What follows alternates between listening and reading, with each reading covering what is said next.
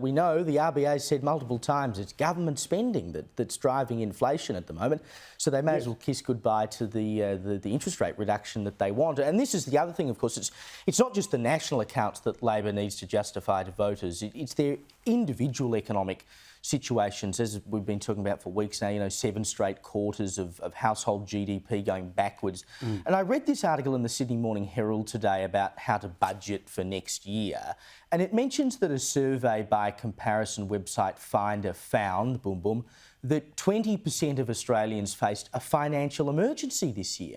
1 in 5 Australians was struggling to get by on the amount of money they had. How is the government meant to tell people at a federal election next year that they've been better off under an Albanese government?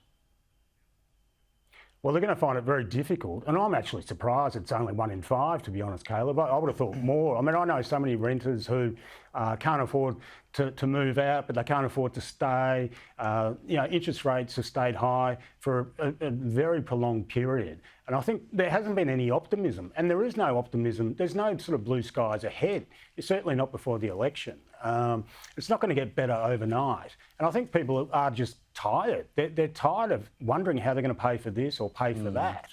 It's sort of become a way of life that has sort of, I don't know how a federal government that oversaw these conditions can actually claim that it's somehow made it better, because it certainly doesn't feel better to any ordinary Australian, does it?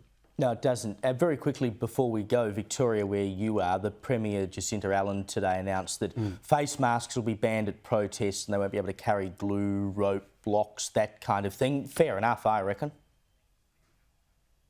Oh, absolutely. Look, it's a pity that you needed to get a synagogue firebombed to inspire these laws. I mean, why do you need to wear a face mask? Why do you need to protest outside places of worship? I mean, these are deplorable scenes, and they've been going on for so long. Josh Frydenberg wrote a nice column in the weekend papers. He talked about when it's not dealt with, when anti-Semitism is not dealt with properly, it becomes normalised. And that's what's happened, I think, right across Australia, but certainly here in Victoria. Yeah, and it will also crack down, hopefully, on the crazy Extinction Rebellion people. I mean, that's why they're mentioning glue, etc.